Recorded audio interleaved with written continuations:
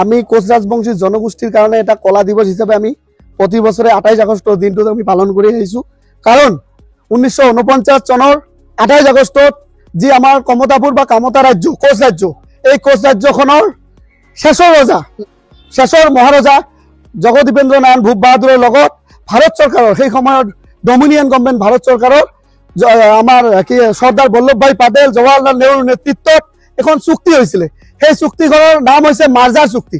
এই মাৰ্জাৰ চুক্তিৰ জৰিয়তে আমাৰ ৰাজ্যখনক সম্পূৰ্ণৰূপে ভাৰতবৰ্ষৰ আচলতে ভাৰতবৰ্ষৰ লগত সামিল কৰা হৈছিল।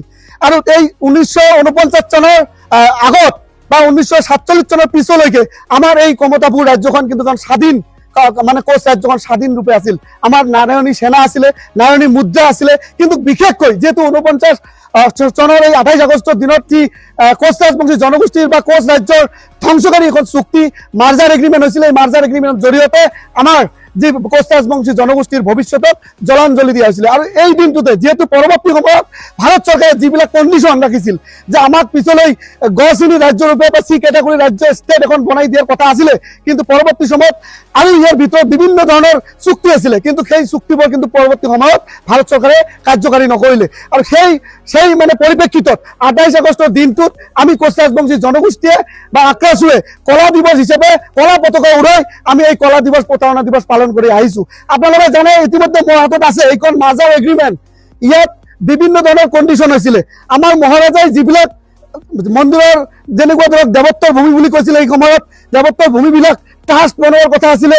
আমাৰ চি কেটেগৰীত এখন ষ্টেট বনাই দিয়াৰ কথা আছিলে। সংবিধানৰ 2 আৰু 3 আৰ্টিকেলৰ জৰিয়তে আমাক চি কেটেগৰীৰ ষ্টেট বনাই দিয়াৰ কথা আছিলে, কিন্তু ভাৰত চৰকাৰে সেই সময়ত কংগ্ৰেছ গভৰ্ণমেণ্টে আমাক চক্ৰান্ত কৰি কমতাপুৰ বা কোচ ৰাজ্যখনক বিভিন্ন আমাৰ অংগছেদ কৰি বিভিন্ন ৰাজ্যৰ লগত চামিল কৰি দিলে। আৰু কোচবিহাৰ ষ্টেটখনক কোচবিহাৰ নামটোক কোচবিহাৰ এখন সাধাৰণ জিলা হিচাপে পশ্চিমবংগলৈ চামিল কৰিলে। গতিকে ইয়াত অতিকৈ দুৰ্ভাগ্যজনক। আৰু অনাগত দিনত আমি ভাৰত চৰকাৰক সকীয়াই দিব বিচাৰিছো, যদি অতি সোনকালে আচলতে আলোচনাৰ মাধ্যমত আহি চি কেটেগৰীত যি আমাৰ মাৰ্জাৰ এগ্ৰিমেণ্ট আছে, এই মাৰ্জাৰ এগ্ৰিমেণ্টখন কাৰ্যকাৰী কৰিব লাগে। আৰু যদি কাৰ্যকাৰী নকৰে অনাগত দিনত কিন্তু আমি গণতান্ত্ৰিক প্ৰচেষ্টাৰে কিন্তু আমি আন্দোলন কাৰ্যসূচী গ্ৰহণ কৰি আছো।